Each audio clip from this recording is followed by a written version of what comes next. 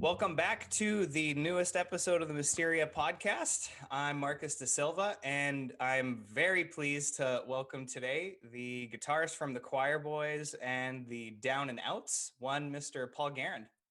How you doing? Hey, how are you? How's things? Fantastic. I'm here talking to you. It's pretty good. Thing is, I love your brick backdrop. Oh yeah, hard work. This was all hard work in the studio here. Let me tell you. I understand that. Trust me. So it's really awesome to have you on here because I've been a fan of the Quireboys since I was a little kid, and I had the pleasure of seeing you guys. Unfortunately, only once live, but it was an awesome show, and it was the 35 and live show. Yeah, and we'll get into all that, but so it's just really cool to have you on, and we're going to talk a lot about music and your life, your career, all that stuff. So we'll just kind of hop right into it. So yes. Well, thank you for having me on. yeah, thank you so much. And you clearly sound like you're from Canada. I'm clearly from Canada, via the northeast of England. That's right. There you go. So yeah, let's just kind of start. We'll start kind of from the beginning here. So growing up, so obviously from Northern England. Yes. Whereabouts? A small coastal town called Blythe. And if you Google it, it has a very famous football team, Blyth, the famous Blythe Spartans. So there's some good history there. Great place to grow up, right on the coast. Very cold, but fun. And when you were growing up, was music one of those things, like just kind of music always on in the house, or when did those early influences start coming in? There was always music on the house. There was me, my mother, and my sister, and we lived upstairs at my grandmother's, and we had one of those real old-fashioned little record players. And my mother played Elvis and Hank Williams and Jim Reeves, you know, like all day long. So, my love for the music started then, and I still love that music. And we had this real wonky old black and white TV, and you actually had to put money in the TV. Yeah. So I'm showing my age here, and then obviously, it was all black and white, but then I started watching the bands on the TV, and I remember I loved Herman's Hermits in the 60s. And the funny story is, the bass player Carl, about 20 years ago, I became friends with him, and his best friend was Keith Moon. Oh wow! And if you watch Herman's Hermits, it's pretty tame stuff, and you'd think they're all these squeaky clean fellas, and then I'm sitting having a drink with Carl, and well, you can just imagine him and Mooney. Yeah, it was like wow, you wouldn't realize. Yeah, looks can be deceiving, huh? Very deceiving. Yeah, that's pretty funny. Well, actually, it's funny because even for Herman's Hermits, I know one song by them, and I only know that because it was on a movie I used to watch when it was on a comedy movie. Yeah, called The Naked Gun. It was a great movie. It's Into Something Good's a great song. I always like that one. Well, I remember the movie. Yeah.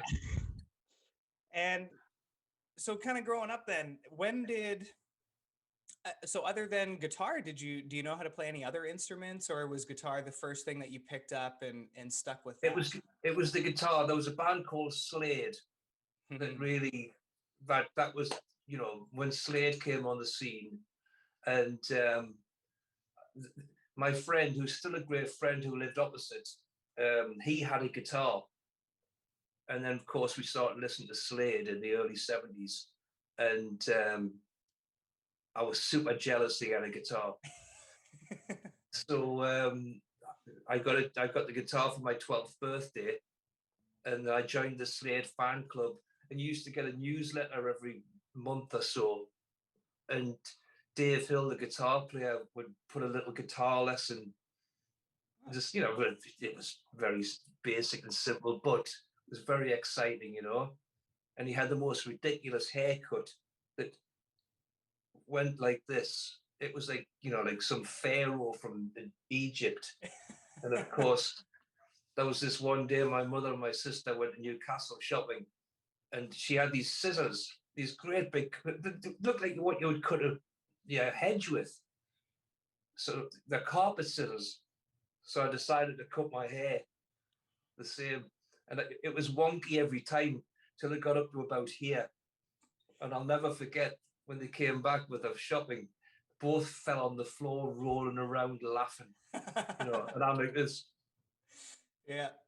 I'm a rock star. I'm trying to be a rock star. Yeah, I'm 12 years old and I want to look like Dave Hill. And of course, then the 70s, everything just exploded in my world, with, well, you name it, from Thin Lizzy, UF4, Deep Purple. It was just like, Aladdin's cave of music. And my sister, who's a little bit older than me, but don't tell anybody, she doesn't like anybody to know, but she loved bands like Roxy Music, etc. So there was a real great balance of what and Bowie. So I got to listen to all this, and she's fabulous. So she would take me to concerts when I was young. So in the early 70s, I got to see all those great bands because I was only 10, 11, 12, you know what I mean? Right. And that's a great age to start getting exposed to that stuff, for sure. Oh, absolutely. Absolutely. Yeah. Very, you know what? It's still exciting, but can you imagine it was very exciting then? And you know what's really funny is I'm on this group chat with guys I've known for 45 years, friends of mine, and a lot of them have kept their ticket stubs, and they've had them mounted in frames, unfortunately I didn't. Yeah. But what's fascinating is the ticket prices. And you've got Led Zeppelin for the equivalent of $1. All the prices, AC/DC, £1.20. It's like, it's wild. If only. If only. Yeah. Well, it's funny because I even remember I've been fortunate enough I saw Joe Bonamassa at the Royal Albert Hall 2 years ago. And Yeah. then I've been to a couple comedy shows at the Royal Albert Hall, actually. And when you walk through, they have like a bunch of posters and stuff from past groups who've played there. Yeah. And, I mean, name it. I mean, Royal Albert Hall is iconic, so literally everyone's played there. And there was one show where it was I believe it was the Beatles and Zeppelin were a double bill back in back in their kind of prime, right back when they came out. I mean, it's just crazy. But it's like one of those things, I've been asked many times about many things, and what really still gets you excited. And a few years ago, I played the Albert Hall with the Down and Outs, opening up for Paul Rodgers. And it's just walking on that stage, knowing what's gone before you. And I remember being in the dressing rooms. Now, the dressing rooms they're not quite what you would expect. It's like the locker room at the gym. Yeah. And it's quite funny that, but I remember just sitting there thinking, I wonder if Sinatra had this one. You're right. But then again, perhaps that has something a little more fancy for him. But it's just these iconic venues in what's in the DNA in the walls and on the stage, and the musical history of what's going on in these places. It's still, I get shivers now thinking about it. Well, and it must be interesting too, like, because I'm sure you can remember, as a kid growing up and going to these shows, and then getting older, then maybe you start playing, some smaller gigs yourself, and then all of a sudden, whether it's Royal Albert Hall or a different venue in a different country, then you go like, what? Like you walk on, like I'm actually like on stage right now at this place, like. Oh, absolutely. That's one of the top 10 thrills for me, is places I might have, I've become friends with people that are queued up to buy tickets for. Sometimes slept in a bag overnight outside Newcastle City Hall, and then I ended up playing with them, and on these stages. And yeah, it's still really special to me that like Hammersmith Odeon, you know, I remember the first time I played there, it was just, I just had to take a moment and stand and think, I can't believe it. You know, it's like I've won the lottery. At what point did you think, I want to be a musician? This is what I want to do. This is my passion. I want to do this. Well, as I say, it started with, you know, the fact my friend Chrissy Bauer had a guitar and I was envious. And then it obviously, sorry, you know, I digress, but I think if I had that guitar now, I still probably couldn't play it. It was so awful. Right. You could drive a bus under the strings, but that's not the point. Then the interest grew, and you know, when you start developing as a player and figuring things out, and you know, I have this student. He's just a young chap, and of course nowadays you have everything at your disposal to learn on the internet. What we used to do was we'd put the record on the turntable and take your sock and shoe off and put your toe on the record to slow it down so you could pick the notes out. But of course, the pitch would change. So it would be like boo, doo, boo. And then it would get faster and you'd go up the neck, you see. But I just had such a passion for it because it was that feeling of actually getting somewhere. And then, you know, you form your first teenage band and, you know, write your first terrible songs. But at school, I had a great set of friends who all were very like-minded. And we had this geography teacher called Mr. Stevenson who played guitar, smashing fella. And I used to play an assembly with him. And then he would let us use the sixth form block after school for free to rehearse. So, you know, it was just exciting. Good teacher. That's awesome. Yeah. Yeah, brilliant guy. Sorry? Well, he fostered that. You know, he created an Yeah, environment where he saw that a bunch of these young kids are kind of into this, and yeah, let me kind of yeah, help them out of it. yeah. Well, he saw that we actually wanted to do something very positive, and we loved it. And then, at what point where was it where you're like, okay, I'm getting good, you know, I'm actually proficient at guitar at this point, and then you kind of start. When does the ball start rolling in that Well, sense? what happened was then, you know, obviously in my later teens, you know, you know, still in bands in the northeast of England, and you know, I was working for bands, playing in bands. Um, you know, I was doing a degree at college in electronic engineering, so that was to please my father. So I finished that, and you know, the day jobs and everything. But by then I knew, and an opportunity came with some guys that I knew and some I'd played with. They were moving to London, and they had made an album that, you know, had made some waves in Kerrang and whatnot. So too long a story, but someone dropped out, so there was a spare room at this house. So I was actually 24 then, and we moved to Tottenham in North London, and that's when it really began, you know. And you know, we would wash dishes in the daytime. That's why I really don't like washing dishes now. You did your You time. know, like in Soho, you know, you washing this great big pot, and then 5 minutes later I would come back. No, I'm gonna wash it again. But you know, it paid for strings and things, and the thing is, the late 80s, early 90s in London was such a fantastic scene. It was really going on. And you know, you had the Marquee, all you know, all of whether it was the Hope and Anchor, the Marquee, the Astoria, Hammersmith Odeon, in smaller places. There was all these great places for bands who were starting off, getting a bit more well known to go up through the ranks. And it was, you know, and so it was like 1989, 1990, when the Quireboys really took off. And it was a real like-minded scene in London. So everybody dressed the same, and it was just, it was like Sunset Strip without the weather. Yeah, exactly, right? Yeah. Well, it's funny because I was going to ask you that, which was like, I would assume that if you're trying to make it in the music industry, London would be the place to be at that time, or even Oh, in absolutely. really. Yeah, yeah.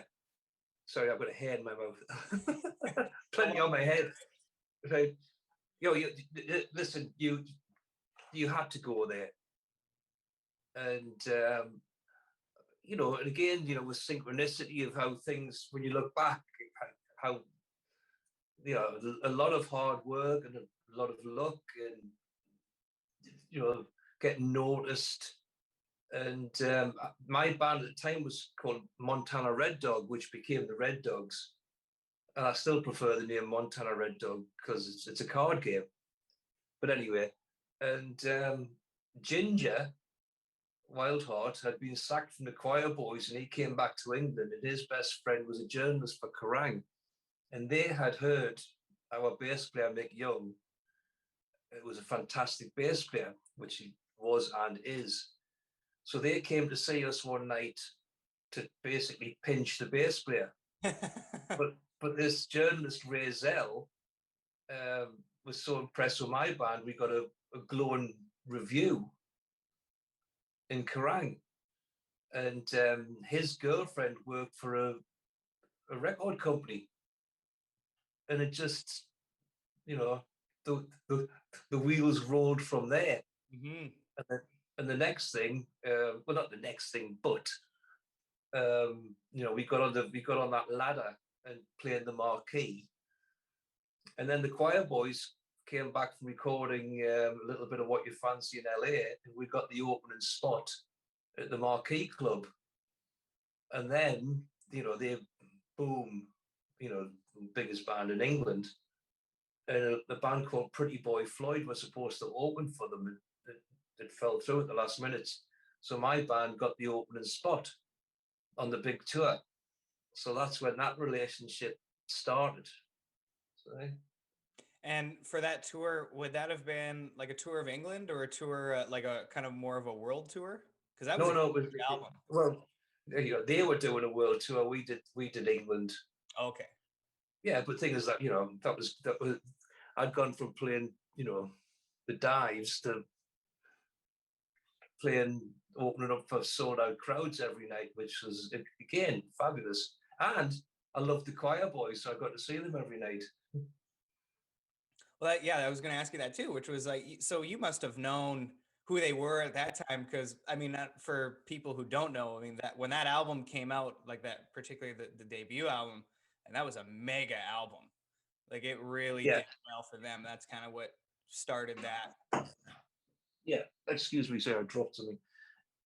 Yeah, you know what? It was of all of the albums at that time, and I can say this unbiasedly because I'm backtracking a little.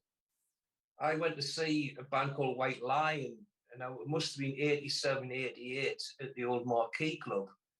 And the Quireboys were the opening act. And I remember going back to my hovel in Tottenham saying to the boys, I've just seen the best band I've ever seen, a band called the Quireboys. And here we are all these years later. So, and they were the kings of the London scene at the time. So That's great. Yeah. So then you're opening for them, you're playing, and then obviously you're playing these huge crowds, and I mean that must have just been an unreal feeling getting to watch them play. And at what point did you join the band? Because you joined the band in '93. No. It was years later. Oh, Yeah, there's a lot of time between that. What happened was my band broke up in say 92. We did a few albums. We did an album called Working Late, and we did it at John Entwistle's house, well, his castle. He turned the he turned the ballroom into a recording studio, and I mean, this place was off the scale. It's like, a proper rock star 70s castle. You walk through the door in suits of armor, and I mean, it ticked every box. And we became very good friends with them over the period of time there. But anyway, mine for whatever reason. So I did a lot of things, and then Spike came to live with me in my flat in London around about 2000, and he was doing this and that and the other, and then he asked me to do an album called "It's a Treat to Be Alive." So I did that, and then the guitarist Luke Bossendorfer, who lived and lives in Los Angeles, because the Quireboys had relocated back to England. It wasn't practical for him to be flying back and forward, and I was already playing with Spike's solo band.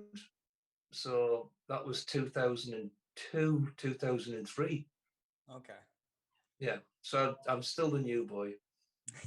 Still are, I guess, right? Yeah, exactly. Yeah.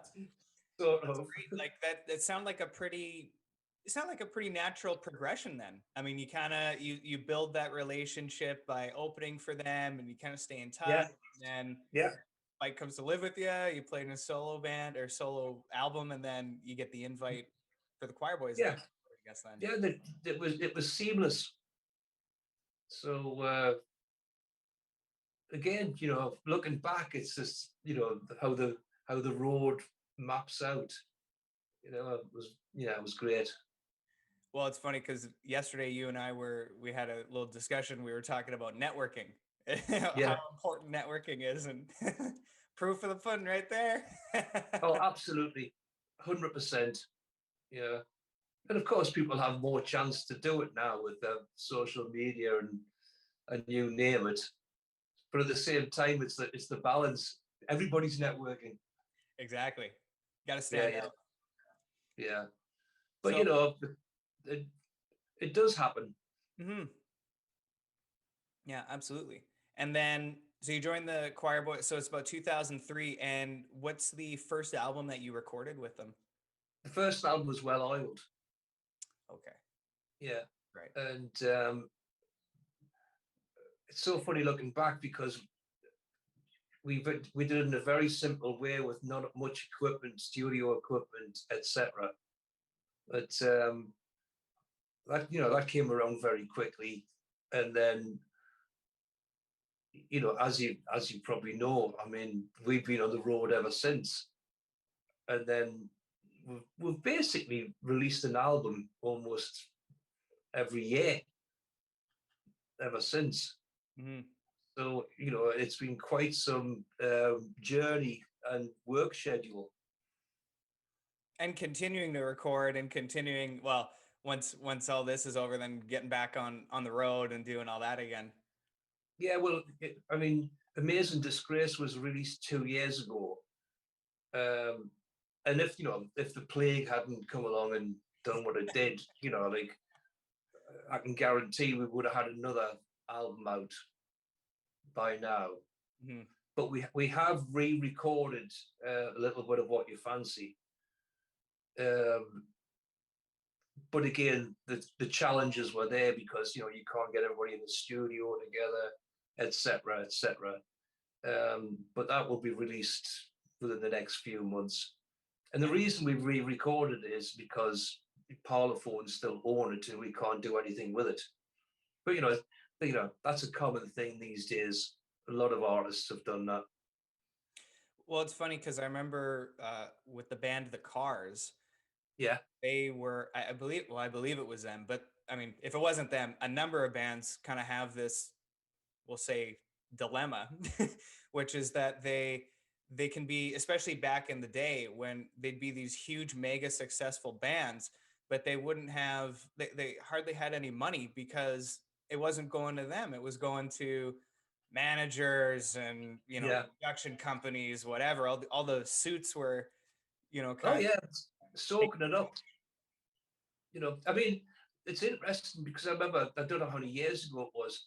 It was George Michael who highlighted this and said the deals are just ridiculous. You're selling millions of albums and you've got no money. Where is the money?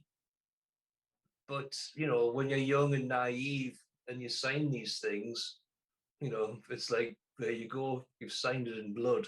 Mm-hmm. And I'm not, not everybody's a crook, but you know, um, there's a lot of things that were done within the law, but ethically not really fair on the artist.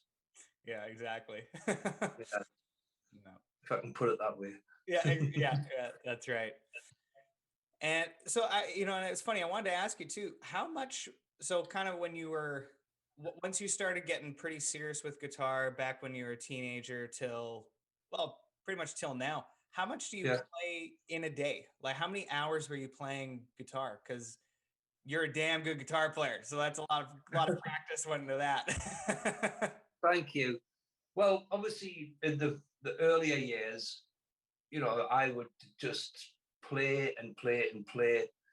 And when I lived with my mother, that poor woman, she would come upstairs and put a cushion under my foot because I was tapping on the floor and driving her mad, you know. And it's like, one of my stepsons, he's 23 now, and I've taught him since he was 12. And he'd be upstairs tapping on the floor, and I went, oh, dear God, what that poor woman had to put up with. Then, of course, when you're on tour, you really, you don't get time to do anything because you're traveling, airports, and it's not as though you're in some luxury liner where you can lie on the couch and play a guitar. Sometimes you are, but so it changes, and obviously over this period of time, I've had more time, and I got back into some, playing open tune and slide, and I did some, I got together on something like this, like the Zoom, and there's a guy called Dave Bucket Caldwell who he was in Bad Company for 20 years. He's a great guitar player, great songwriter. So I did some stuff with him. I've done some stuff with my stepson. I write and record with a guy in Belfast called Kyle Suckling, who's an amazing artist. And it's all different types of music to the Quireboys or the Down and Outs, you see. So, and then some days I don't pick it up. Yeah. Well, and that's great too that you get to, it's nice to keep things fresh, so you can play these Oh, different absolutely. styles with different people, and it keeps it new, keeps the novelty factor. It does, and the thing is, I like to be put out of my comfort zone, and it's like, well,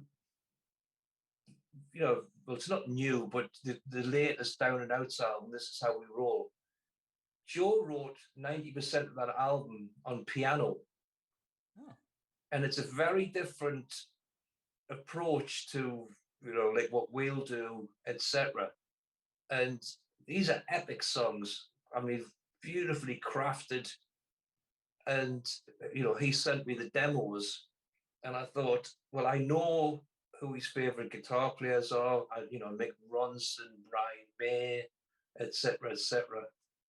And I thought I can see how I can incorporate all this. So I studied them very well, and doing the modes. And I don't actually know what the modes are, but I'm not that clever.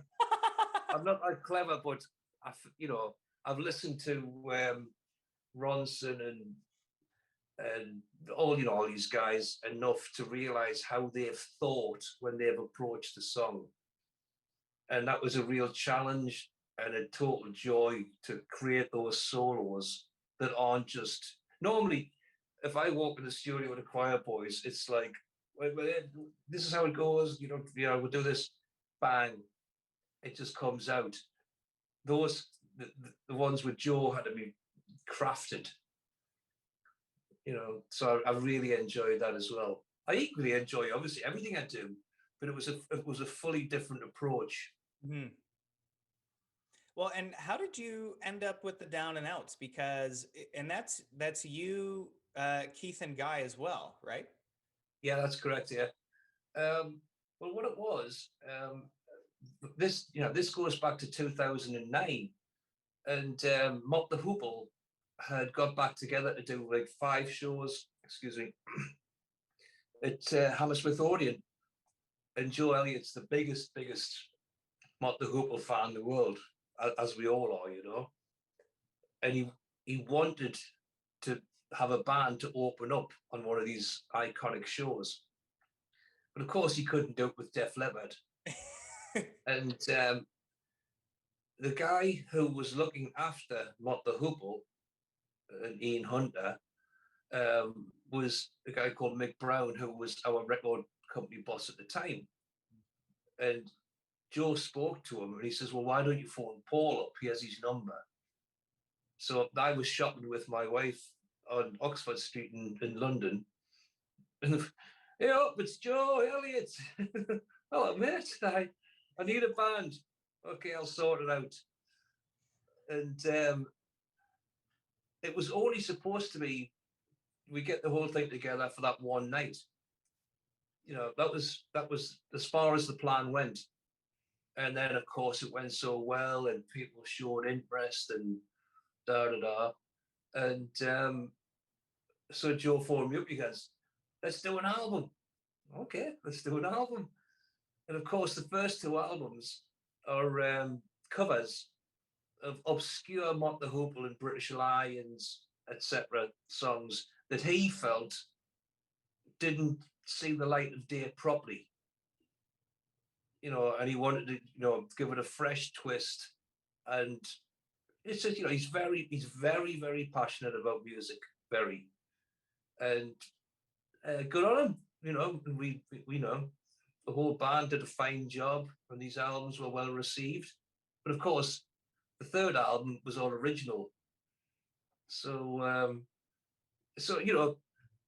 considered it was only supposed to be a 45-minute set, but 11 years ago, Yeah. It's still alive and kicking today. Mm-hmm. Yeah, 11 years and 3 albums and probably quite a few tour dates, and yeah. And there's a live album and DVD and everything, but great. I'm all for it. Well, and that's what happens, right? Because it's you kind of start something and there's no destination, we'll say. It's just let's just do well it said. and see. There wasn't this long-term plan, and that's what's been the fun thing about it. It's just evolved, and we're all great pals, and we've got Cher Ross on bass from Vixen, Phil Martini, who's now in the Wayward Sons. It's a terrific band. I mean, obviously we don't get together that often because of the schedules of everybody, but when we have done, it's been magnificent. Yeah, absolutely. I quite like, I do like those albums. And well, it was kind of funny because I remember, I'm not sure if it was the first Down and Outs album or the second one, but because I follow, Def Leppard on Instagram and all that stuff. And it was like, oh, Joe Elliott's new band. And it was like a little snippet or whatever on Instagram for it. So I checked it out and then, you click on the thing and you're looking at the guys in the band going, holy shit, this is pretty good. Yeah. But what? The thing is, again, working with Down Now, it's, we recorded in Dublin at Joe's studio, and it's a lot of fun and a lot of work because I'll get the 6 a.m. flight to Dublin in the morning, arrive, and we'll work like till whatever silly time, and I'll get the 6 a.m. flight back. And of course, there's a few drinks involved as well. So my wife would pick me up at the airport. You have fun. I just want to go to bed. Yeah. I'm drained, but terrific. Yeah. Well, and it's funny. I wanted to ask you too, because I noticed that when you play, so when you got into slide guitar, Yeah. was that something that you started learning right when you started playing just electric guitar, or did you kind of No, transition later? I I was to replace somebody in a band who was like this fantastic slide guitar player, and I didn't play slide, but I told them I could. Good move. That's a good. So Gotta get in there. I jumped in the deep end and didn't sleep for a week. You know, just boom. And of course, I absolutely love playing slide. Well, Love it. and it's funny because of that. You play on your second finger, right? I do, and the How? reason is, many years ago I fell off my motorbike and broke my wrist, and to play with the little finger, I can't move it round to where I really want to do it. So I found the finger that felt That comfortable. worked. Yeah. And in the Quireboys, like live, it's all in standard tuning. I play the slide. Yeah. Yeah. Griff gets all the good stuff with the open tuning, but it's down to how many guitars we can travel with. So I just adapted to playing in, standard tuning. Obviously I prefer playing in open tuning. Hmm. Makes it a little Yeah. easier. But it's much better. And so with that, how many? So okay, well, I guess just with the Quireboys, since you've been with them for so long, how do you determine which guitars that you want to bring on tour? Because I imagine, as most guitar players, I'm sure that you'll go through periods where you buy guitars and then swap them out, get new ones, get new old Oh ones. yeah, absolutely. Um, it boils down to practicality because you know a, a great percentage of our shows we have to fly, so we have these coffin cases which take 3 guitars each. So you know,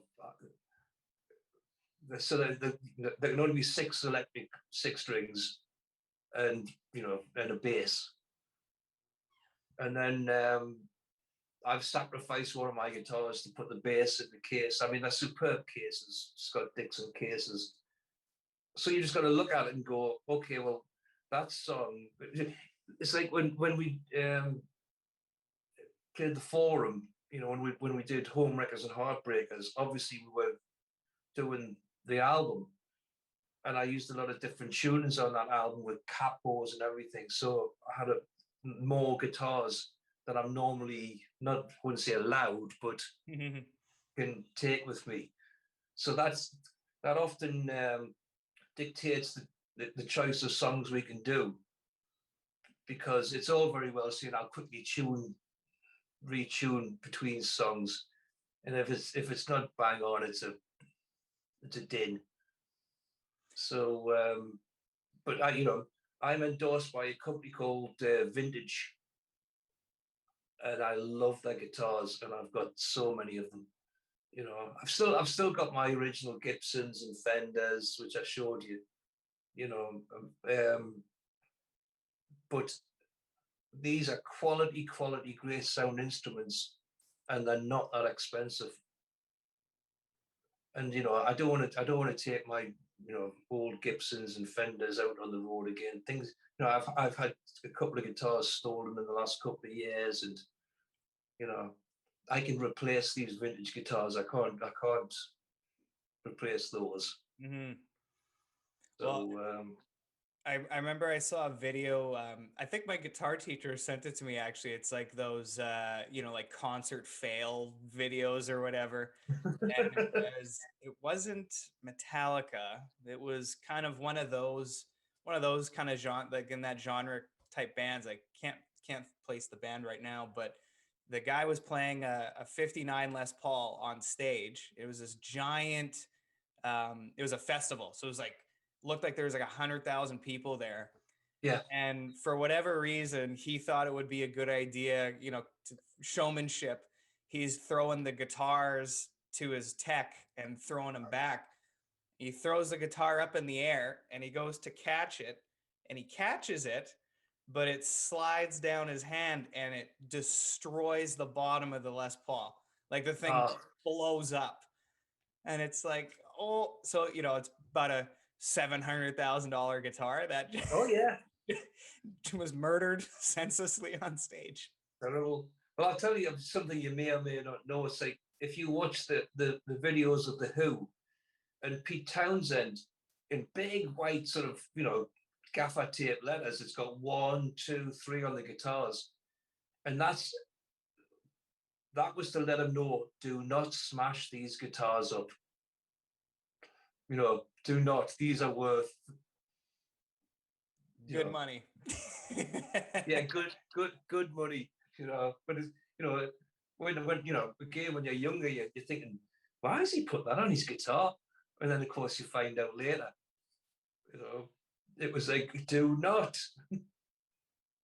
Well, and it's funny because what like one of the earliest bands I grew up listening to was Kiss, so I'm like a Yeah. ultimate Kiss fan and all that stuff. And we were at a show, and this was probably, I think this was a Live 35 tour, and because Paul would always he always smashes his guitar at the end of every show, and I'm pretty sure he said that was actually from the Who, because the Who was one of his favorite bands. Yeah, of course. Yeah. And so he would smash the guitar, but we had pretty good tickets for that particular show. And Paul walks to the front of the stage and he's kind of playing and kind of dancing around. And he sort of swings the guitar down in front of the stage.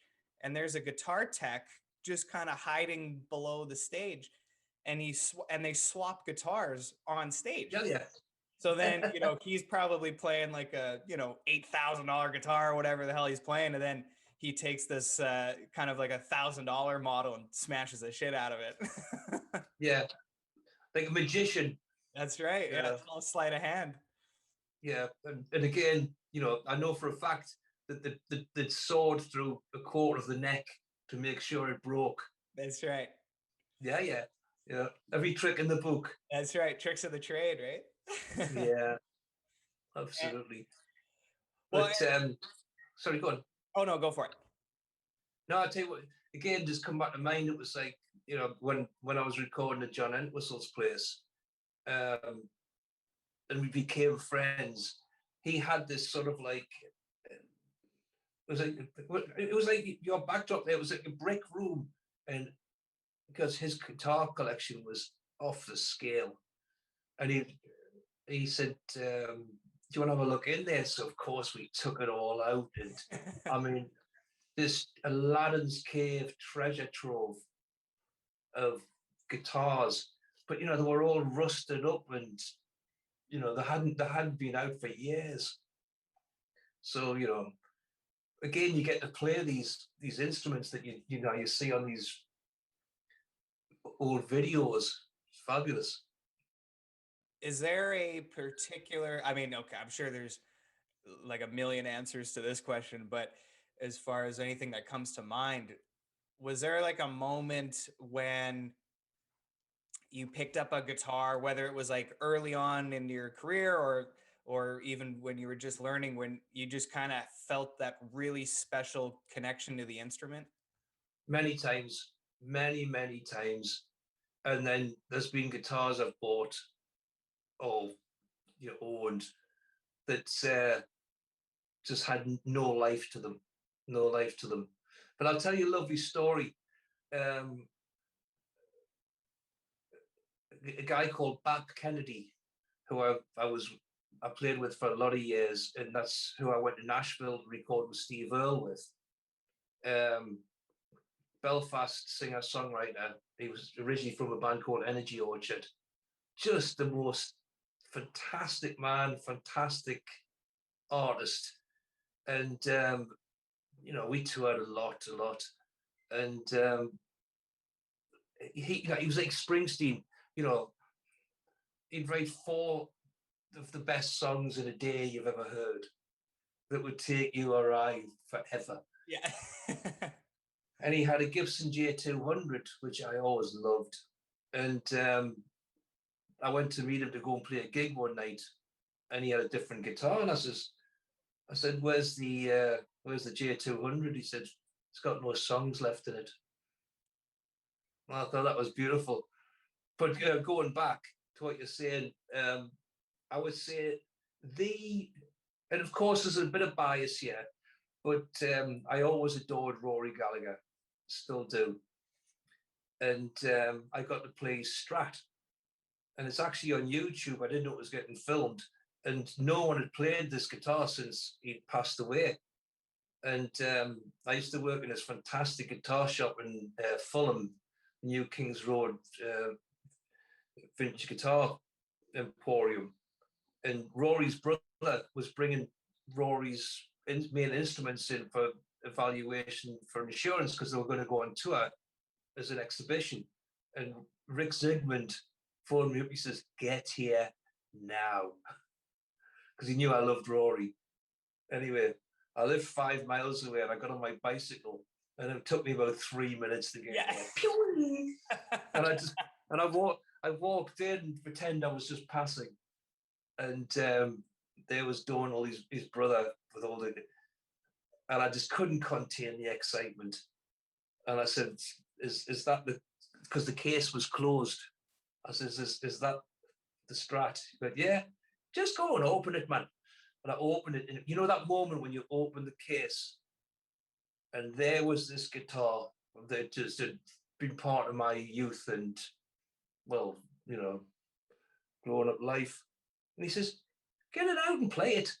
And I plugged it into this like kids 10-watt practice amp, and this thing, it just sung. It was just it was a life force on its own, just beyond.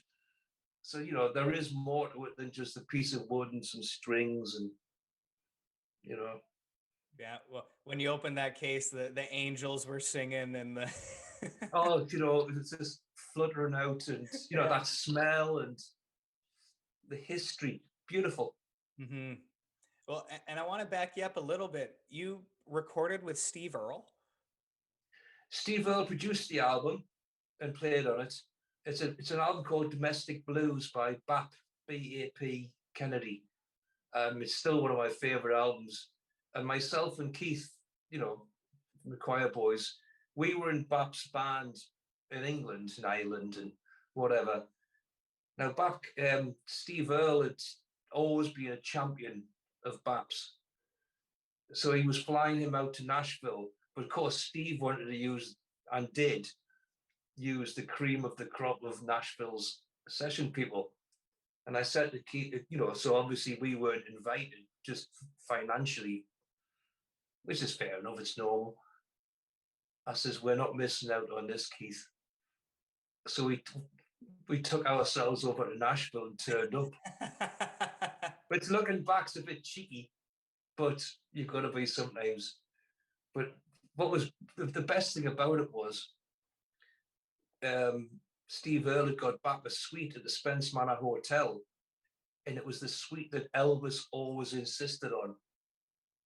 So we moved in there, we're back, and it had the guitar, swimming pool, and we would go down to the studio every day, and you've got, it was just incredible.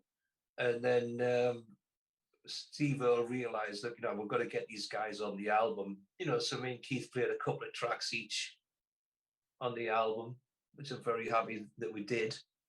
And then we took a day out to go to Memphis, the Sun Studios, and and I was doing a solo on a song called Low Life, and I had a 52 Notecaster, with an ancient Fender Champ. Anyway, I'm just warming up, and I snapped a string, and he looked at me, and I went, "What?" He says, "They're the original strings." I'm like, "No!" He was just pulling my leg, and I was just about to do the solo, and he went, Before you do this solo, just think of all the low life things that's ever happened to you in your life. And then boom, done. Good But advice. great memories. And I'll tell you another one. There's on Copperhead Road, Steve Earle, there's this sound, this drone, and I could never fathom out what it was. So when we were there, I said to him one day, I said, that on Copperhead Road, that's like boing. And he looked at me, he says, no one's ever asked me that. And he opened the back door to the studio, and there was an iron railing outside, and he kicked it. He went, and it went boing. He says, that's it. Wow. The microphone, the railing up and kicked it. It's so funny. Like I remember, I think it was actually Paul Stanley's book when he was talking about Destroyer, and they were recording. They would do stuff where they would go into like the bathroom because the acoustics were different. They do a little recording in there, so it's amazing to hear. Those little like I would never because I know exactly what you're talking about. Copperhead Road. It's so. Yeah. And it's like, yeah, it's just this unusual. And I've thought that about other songs and bands too. Like, how the hell do they like? Is that electronic? Like, what are they doing to get that sound? Well, again, Bob Pridden, who was the Who's monitor engineer, still is. He was engineering this Working Late album with the Red Dogs, and of course he'd been at every Who album, and they'd be recording, they'd be swinging a microphone around to record it, and all this, which is all very well until you're sitting there with your headphones on trying to figure something out, and you're going, "What's going on?" Yeah, Microphone to the face. yeah, wallop. Yeah, it is fascinating when you get the insight. Mm-hmm. Well, and it's just the fact like they're not doing that for nothing. Like that's the thing. Like you would think like, why the hell are they swinging a microphone? It's like, well, Yeah. because they had nothing better to do. Like, no, like there's actually they hear something or they, have a thought like maybe let's try this, see what happens, and then next thing you know, you get some good content on your hands. Yeah, although we're drunk. But That helps the too. thing is, if you think about it, it makes sense. You watch Daltrey on stage swinging the mic. You know, you never get to truly the bottom of these things. But it's just so wonderful having some personal insight to stuff that you've wondered about. If you've taken the time out to listen and try and figure it out. With the Quireboys, with your time recording with them, have you guys ever done anything kind of unusual like that, like in a recording studio, like maybe like an unusual instrument or unusual method or anything like that? Well,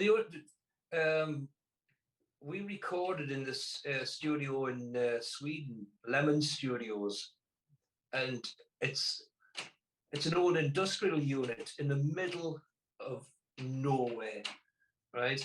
And you open the door, and it's got all these like old Swedish instruments that fishermen made out of bones, and just like a museum. So I attempted to use some of those on the Saint Cecilia album, and they sounded terrible. So, but I did play. I can't play the mandolin, but I did play the mandolin on the album. But I kept it as simple as I possibly could. But I've got no revelations about because we actually record very quickly, and time is the essence. So it's pretty standard how we record. Hmm. Yeah. And how do you determine? So like you mentioned Sweden, like you record out there. How do you guys determine what studio? Like, is it more just logistics and it just kind of works out, or is there like a particular reason? Well, no, I mean, again, there's connections with people. The Lemon Studios, there was a band that is a band called Bonafide, who've opened up for the Quireboys many times, and the bass player, he owns the studio. Hmm. So he spoke to our manager and gave us a very good deal. And we're best when we can't be found, because we're one of those bands that everybody will pop in and want to party and that. And we've got like 10 days to, write and record this thing. So if people can't find us, and of course, the last one we did, Amazing Disgrace, we did at Rockfield Studios in Wales, where Queen did Bohemian Rhapsody, and Ozzy did Blizzard of Oz, and you name it, which was like, again, box ticked. Yeah. you know, but and again, fantastic experience, and there's even this bit between the two studios, and it's where Noel Gallagher recorded Wonderwall, and he actually did it outside, with Oasis, and there's another great bit. There's a room up on the right-hand side, which originally had a piano in, where Freddie worked on Bohemian Rhapsody. And if you go in that room, there's a weather vane on top of the building opposite, north, south, east, west, with a cockerel on the top. And that's where you got the end line. Anyway, the wind blows doesn't really matter to me.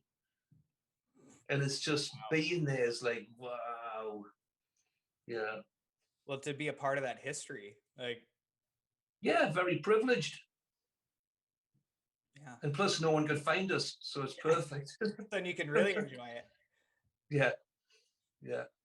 Terrific. Well, it's funny, you bring something interesting up, like when you're talking about, it's best for you guys to kind of just privately record, because then that way, limits distractions and all that, and the partying atmosphere and stuff. So when you were kind of coming up the ranks, you're young man, and you're kind of, I guess, in that demographic for that type of stuff. Yeah. Was it like, how did you kind of handle that party lifestyle, rock star lifestyle, to kind of, how did you navigate those waters? Very easily.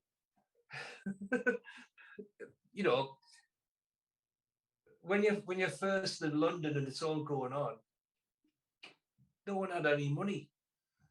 So that helps. So there's all this sort of kind of mythology that you're at Stringfellows every night and all that. You couldn't do it. It was just, we're washing dishes in the daytime to pay for picks and strings. But every now and then you would get to some cool party or something. But it's not, if you watch The Dirt by Motley Crue, it wasn't like that every day. I like to think people think it was, but and it's no different to anybody, whether you're a builder or a plumber. You party. It's just we get we get more opportunity. But the funny thing is now, because of let's just forget about the plague. We go to so many countries, and we have so many friends now around the world. They haven't seen us for, say, a year. So it's Wednesday night in Stockholm. Right, we've got it all planned. It's their big night out. We're going, yeah, but we've got to be at the airport at 6 o'clock in the morning. Can't do it. And it's like you feel like you're disappointing people all the time. But longevity is necessary. Well, and when you're working hard, you don't have time to kind of be wild and crazy like that. It's like, hey, we got a job to do. Well, that's it. Because if you think about it, say many years ago, the schedule wasn't as it is now.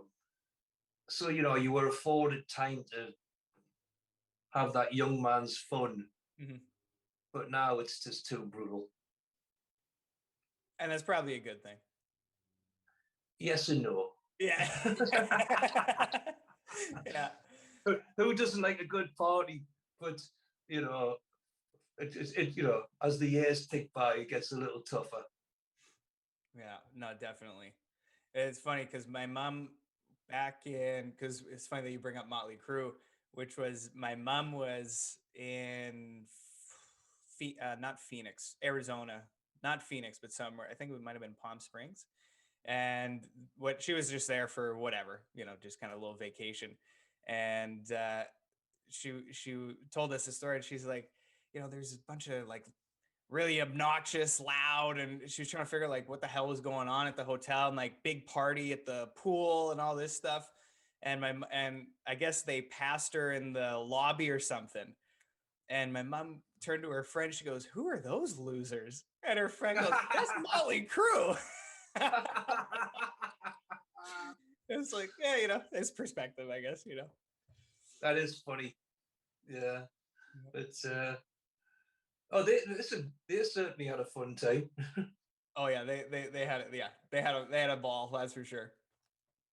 But the thing is, everybody did, but I'm just saying, it's like, it all seems like so long ago. You look back on these things and you see yourself as a different person. But I'm saying that doesn't mean, just because you're in a band, I think it's everybody. The biggest party I ever met with the chefs when I was washing their dishes. Flipping heck, hardcore. Yeah, teach the rock stars a few things. Yeah, a few things. I know how to cook. Just kind of more of your general music taste, because you talked about growing up as a kid, listen to guys like Elvis, Hank Williams, and Yeah. did your musical actually we'll go two parts. We'll say, as far as your playing, how was that influenced, or what influenced that? And then what would you listen to just kind of like on your downtime or on your own time? I'll be honest, right? I was thinking about this today in preparation for our interview, and in reality, there's a radio station called Planet Rock. Mm. Now, I listen to that mainly because I'm always doing something. So if I'm not actually making music or writing it, I'll have that in the background because I like making things and whatever. But if I was to sit down and put something on, I love Rod Stewart. And I'm not bothered which period, that's everybody hooks into the disco period. Oh, it's terrible. I love it all, and like I love the Faces, I love Elton John, I love the Georgia Satellites, and I got a phone call from Dan Baird 15 years ago saying, right, I want you to play guitar with me on my tour. And that was just like, whoa. And you know what he said to me? I said, okay, what songs do you want me to specifically learn? He went, all of them. And again, I'm very obsessive because I'd seen a bunch of guitar players playing with them, all great players, but to me, the Georgia Satellites, and Rick Richards, those solos are important as the songs, and I learned them.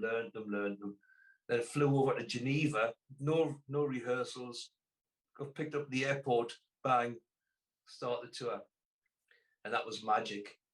I love a band called Jason and the Scorchers. So, Warner Hodges, the guitar player, is one of my favorites. Again, I ended up playing with them, becoming friends. I've forgotten what I've said now. But, it's like I love Duran Duran. Real clever, articulate songwriting, production. David Bowie. Some obvious, and I still love listening to country radio, even if if it's the same story. It doesn't matter. I'm a bit of a softie, so it's like I like a bit of heartbreak. Bob Seger, Thin Lizzy. Thin Lizzy were a big one for me. I saw them in 1976 for the first time, and it was Scott Gorham, Brian Robertson, the real team, you know what I mean? And then I ended up having a band with Brian Robertson called The Clan, which was like a heavy blues band. And he'd been previously playing with Frankie Miller, who I absolutely adore. Frankie Miller, I don't know if you're familiar. But Bob Seger's covered a lot of his songs. Rod Stewart's covered his songs. Glaswegian fella, genius. So your listeners should check out all these people. Open a whole new chapter in their musical lives. Well, and that's great that, the sad thing about, the music industry was that, unfortunately, a lot of these people die before, they die so young and Yeah. so I was wondering, did you ever get the chance to see Free when Paul Kossoff was still alive? No, I didn't. I didn't. That was, well, it wasn't before my time, but the opportunity didn't come along. But of course, I wish I had. Mm. Yeah, because he's another one that's just like, the master of the space. Mm-hmm. Yeah, and the vibrato. Yeah, beautiful. Well, you bring up something really kind of reminds me of me, which is like all the different music, and I always joke with people like when I give them, because I have an iPod Touch still, like when I guess it's like 8 years old now or something. It still works well. Oh, yeah, I've got one. I've got one too. Yeah, they're hanging on. They're hanging on. Yeah. And it was kind of funny. You give it to my roommate or whoever, like, play something, and you got the most random, like literally from. I mean, I think the oldest I got Sinatra, Yeah. Kira, Rob Zombie, Quireboys, country Yeah. stuff. Like it's just all over the map. But it's one of those things. Like I think it's also important to, like, why not? If it's good, it's good. Why not listen to that stuff? Why should you pigeonhole yourself in it's like, I mean, look at me, this silly long hair. And, those who do not know me would just go, well, he must be heavy metal. Well, well, do you know what? I'm not anything. I'm just a bloke with long hair. Is he from who Ireland? loves music? You know what I mean? But it's like, why bigot yourself to say, well, I'm not listening to that because, I'm not really allowed to like it because of this or that. You know what I mean? It's too silly.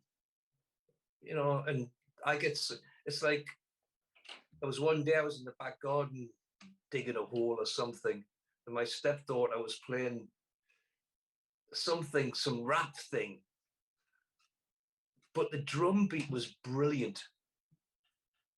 And of course, I just went into my studio, pinched the drum beat, and recorded it, and kept it to put something that wasn't rap, obviously.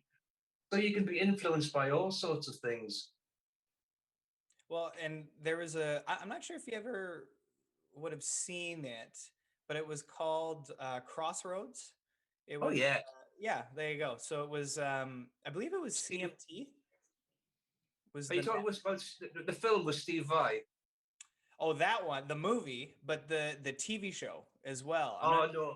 So the one that I Sorry. saw, and basically the concept of the show, it went on for a fair while. I think it was a few seasons, and it would be, they'd have two artists or two bands from kind of opposite genres, and then they would play each other's songs together. Right.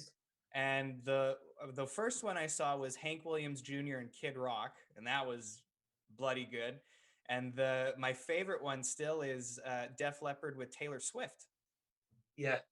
I think it was back in like early 2000s, or actually maybe not quite. I guess 2010s. I think it would have been. Yeah, I think something like that. Yeah, and but the concept, I think it's excellent because also the people who listen to Taylor Swift, that's a very different demographic than the people who would listen to Def Leppard, and you can kind of bring them together. And I'm sure the parents of the people who listen to Taylor Swift would know Def Leppard. So it's kind of funny how you can connect, you connect people. Oh, absolutely. And the thing is, it's something like that would make it acceptable for the kids because they were told it was cool. So if Taylor Swift was playing with Def Leppard, well, that's cool, but they wouldn't have picked it up on them by themselves. I'm not being derogatory there. It's just it just doesn't happen that way, really, you know. But brilliant concept. Well, and it's great to, like I was telling you yesterday, like when I saw you guys for the 35 and live show, um, the person that was supposed to come with me couldn't go, so I had the spare ticket, and I'm trying to think like none of my friends, because you want to bring someone who's a fan so they can enjoy it, and then I'm like, well, I don't know if anyone knows who they are, so I'm just like, this is fine. So I asked my one friend who's in law with me, and she's got a. I knew she would like it. She got the good personality for it. She just likes to Yeah. have fun, and I'm like, listen, like I got a ticket, don't worry about it. You and I, we're gonna go see this band. And she's like, oh, like, should I listen? I'm like, don't even listen to anything. Doesn't matter. Let's just go see him. You're gonna love him. And by the second song, she looks at me and she goes like, holy shit, like this is awesome. So the rum and cokes helped us enjoy the show too. Well, that would help any situation. But listen, isn't it such a fantastic venue? Fantastic, Mm-hmm. you know. And the funny thing is, in 1987, when I moved to London, that very night, the first band I saw in London at that venue was Steve Earle. Oh wow. Yeah, you know, saw everybody there. Mm-hmm. So please God, because in England now they're relaxing the lockdown, etc. Mm-hmm. So we're due to play 2 nights there in September with the orchestra. Right. So as long as there's not too many restrictions, hopefully it'll go ahead. And I have a ticket to one of those shows, or I did back whenever Yeah, the show was originally supposed to be. Yeah. yeah. Well, they're still valid. Yeah, yeah, It's a exactly. it's a long way for you to come. Oh, I'll be there with bells on, trust me. Well, I'm sure we can sit and have a drink together. Yeah, exactly. But it's funny because the great thing about like the great thing about like the friend that I brought, she's a huge fan now. Yeah.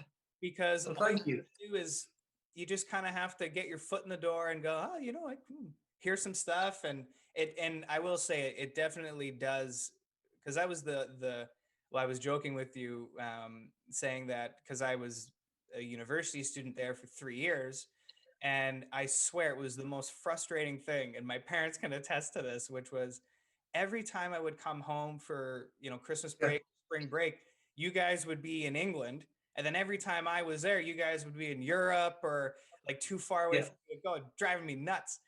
And then finally it worked out that you saw you on that one show, and then supposed to be two or three other ones. And but that's just the thing, like seeing what's how you know the quality of a band is when you hear their music, you like them, you think they're great, and then you go and you see them live and you go, oh, this is way better, because it's just the on top of the actual music being great, the practitioners, the performers are just so good at what they do, and that really makes it stand out. And plus, we're a band that feeds off the audience, and as you saw, our audience is damn good. They're fun. Oh, so can you imagine? You stand there playing to that, and you're watching everybody sing every word. I couldn't feel better. Mm-hmm. And the one thing I noticed too, which I thought, because I always joke, well, now I'm kind of at the ripe old age of 24, I'm getting older. But, I used to go to, For you. yeah, exactly, right? I used to go to shows when I was like 6 years old, was my earliest one that I can remember. And so I always enjoy being like the youngest one. I'm like, yeah, I'm the youngest guy here kind of thing. It's always Yeah. fun. But it's great now because like at the one Quireboys show, you see, I was surprised to see a lot of people more my age too, kind Oh, of in their, across the great board. to see. It's across the board, and you know, a lot of bands have said it, but it's like bands from our era. The reason we're still doing it is because it touch it. the music, it's blues, it's rock, it's country. It touches people. The lyrics are important. And a lot of these people have grown up with their parents listening to the Quireboys or whoever, and it's transcended to them, which is great. And then we're even getting third generation. And we obviously always go out and meet people and all that, and then you've got these kids with the big ear protectors on and the little Quireboys t-shirt. I'll give them picks and sticks and that, and you like to think, well, they'll remember that in 30 years' time when we're all gone. Well, and it's kind of like that legacy in a way. Like, the music stands the test of time. And, I have to say, like, there is, I mean, luckily for me, I grew up and I mean, my dad would take all like my two brothers as well, and my mom would come out occasionally too. And, he really, would emphasize like, like there's so many memories, like there's a special kind of memory, like it's kind of hard to Yeah, explain, but I no, think I know what just, you mean. you'll know what I mean. Yeah. Yeah, yeah, and it is special. And then you know when you get older, it becomes more special because it's like you may just meet someone and say, "Oh, I saw so and so in Baltimore in '74." Well, I saw them at so and so, and do you know what I'm saying? It's Yeah. like it's almost like it's like a badge of honor. Hmm. You know, um, we all do that. When I saw them before you did. And you get to connect, you get to connect, like Oh, even though you weren't there together, in a way you kind of were. absolutely. The ice is broken, and then you know Pandora's box of great rock and roll stories. And your love of music Hmm. starts pouring out.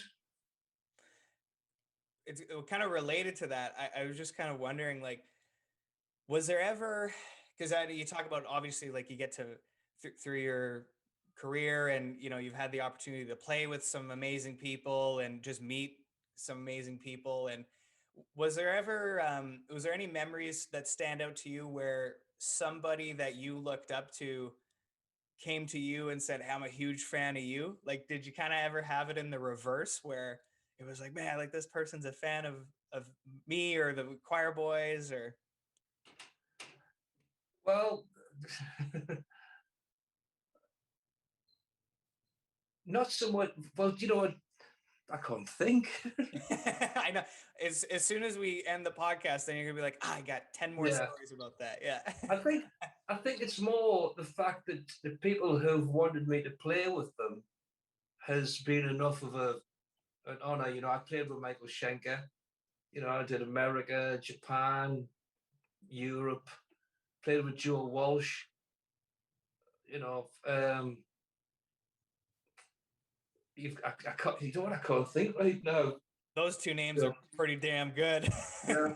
You know, I I used to jam with Gary Moore, Oh wow. and yeah, terrifying. And Brian Robertson from Thin Lizzy.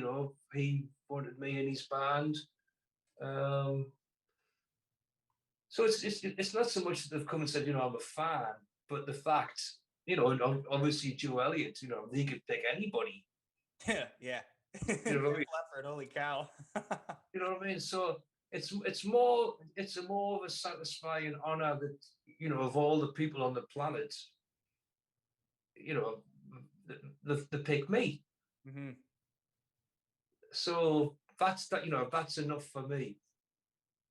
Well, and that must be like, it's one of those things too, like when you kind of, it's great to hear that obviously, Joe Elliott from Def Leppard, huge, Joe Walsh, like these are just mega huge names. And it's really cool to hear that they're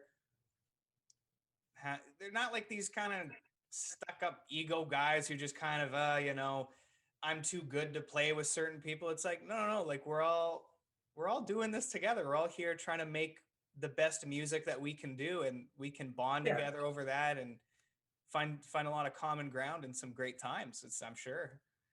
Oh yeah. And again, you know, I'm not so egotistical or, to think that, they sought me out. There was a lot of synchronicity involved in circumstances that put me in the right place at the right time. But that's how it works out, and it's worked out well. Mm-hmm. And I wanted to ask you because I'm a huge Scorpions fan and all that. Yeah, Did you record with Michael Schenker or you toured with him?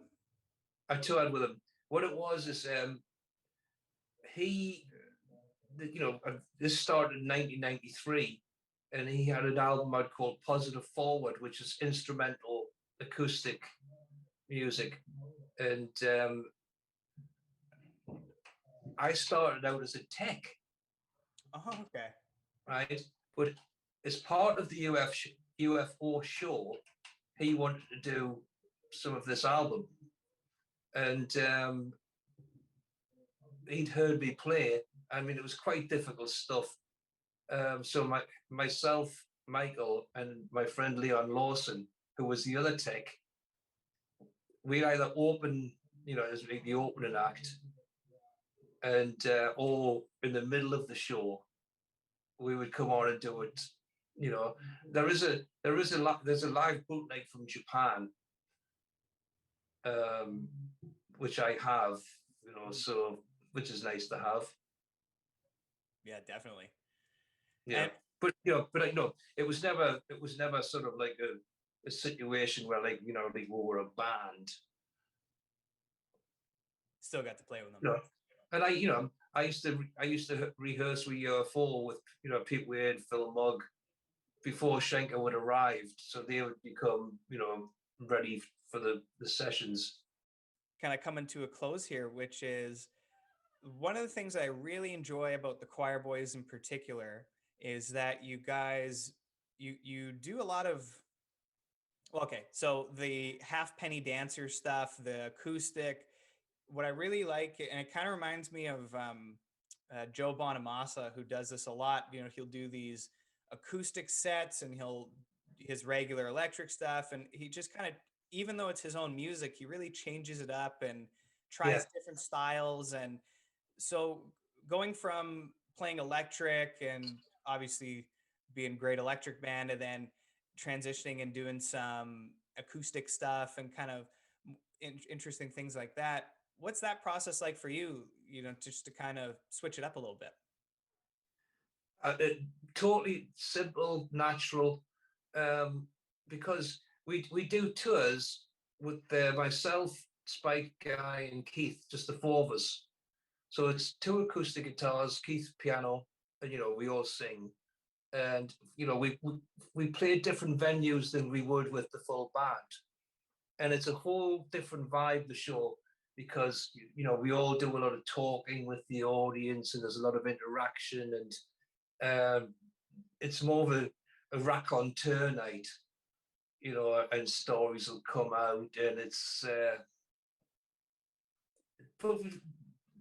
not something that, like the thing is, 90% of those songs were written in an acoustic fashion, because we never rehearse ever. So it's not as though like we're in a room with the amps blaring going, I've got this riff. It's just, guy will come to me and say, like, I've got this song and all that, and will work, and and I've got a song. So they generally come together when we are in the studio recording the album. So we'll get the song together in the morning and then record it. And, and then, because how it generally works is, songs I write the complete song, and then I'll collaborate on some of them with Spike and Guy. It just happens. It's very natural, to be honest. And it was so funny because I was talking to Guy Griffin the other night, and he said, look, it's 13 months since we played. We're probably not going to play it till August. He goes, we'll have to book a rehearsal. I says, it won't happen. He went, no, it won't.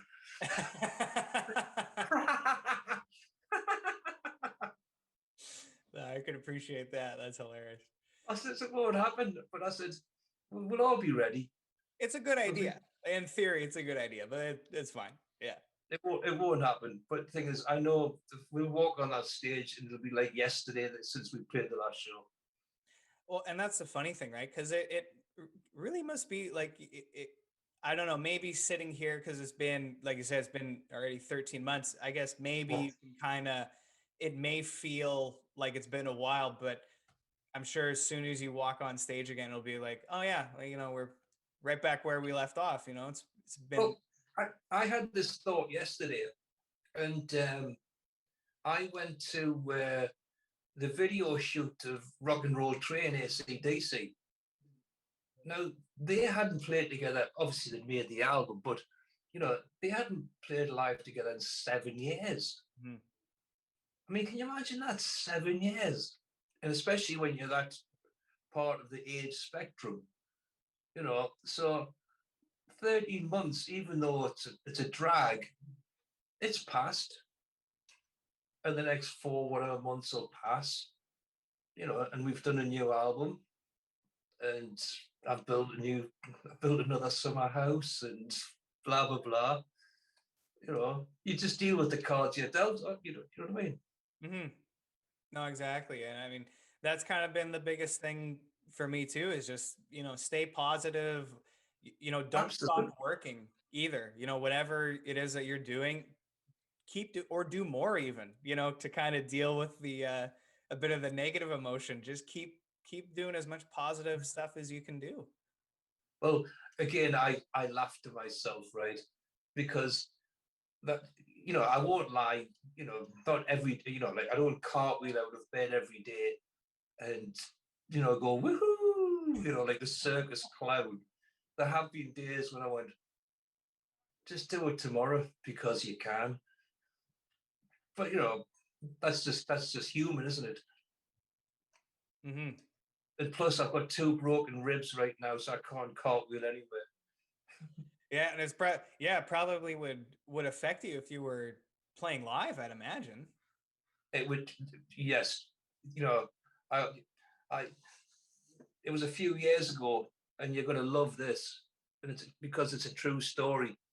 I was about to start a 6 weeks Quireboys tour, then straight from that onto a 4 week down and out tour.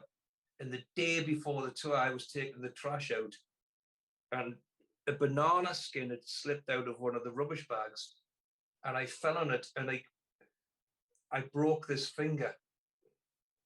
See, look at it. Right. So the whole duration of the tour, I had to have these fingers strapped together. But what's really funny is, you see these photographs on the internet where you've got the guitar player's face, and people think, oh, he's getting into it. No, every time I hit that bridge, Yeah. Yeah. it was because the break was there. Right. I was just in agony, you see. And what's really funny is I've taken a lot of codeine and whatnot before this interview, so I didn't want to be like sort of some old man going, ooh. Yeah, that's right. Yeah. But since I did it, I'm sure my wife does it on purpose, which is she keeps trying to make me laugh. Yeah. And I'm saying, please leave the room. I can't do this, Yeah. And then just before we recorded this, I could feel a sneeze brewing. And I Oh, thought, oh no. But thankfully it hasn't come.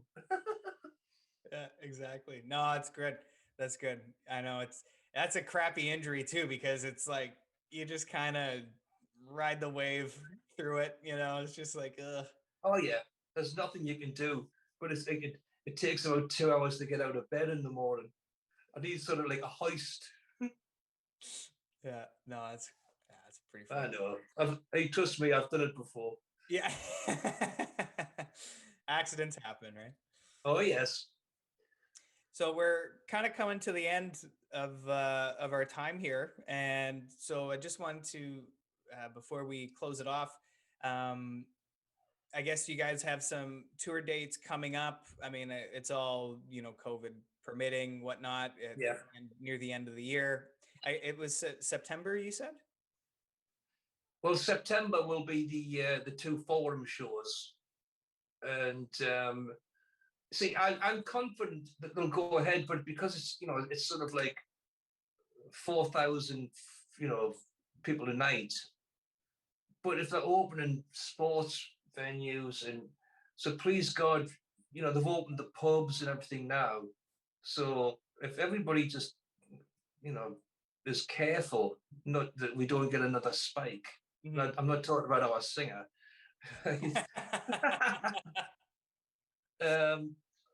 It should be good, but I don't want to tempt fate. But it will come back at some point, and please God, because obviously we're going to be doing it with an orchestra. But again, to try and prepare an orchestra in these COVID times, some people have grumbled, well, what's happening? Well, you try and get an orchestra together and rehearse it, and do you know what I mean? Mm-hmm.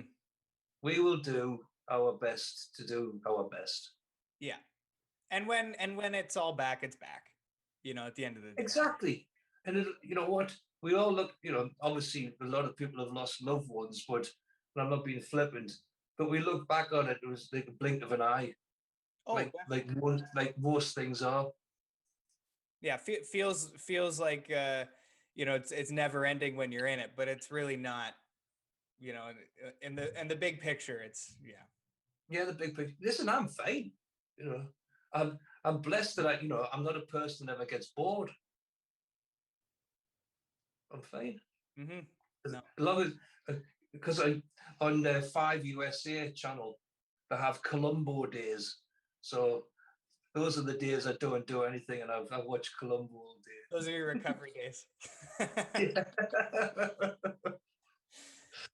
Yeah, well, it's really great to have you on the show. I mean, I was excited and nervous and all this because I've been a fan for so long, and it's really great to it's just great to speak with you, and it's great having you on here. Well, you know what? I've really enjoyed speaking with you, mate, and thank you. Thank you so much. So hopefully I'll be seeing you guys pretty soon, and we'll be staying in touch and all that. But thank you for being here, and I'm looking forward to talking with you again in the future. Well, let's hope so. Great. Thank you so much. I'm very available at the moment. That's right. Exactly. Great. Thanks so much, Paul. Okay. Thank you.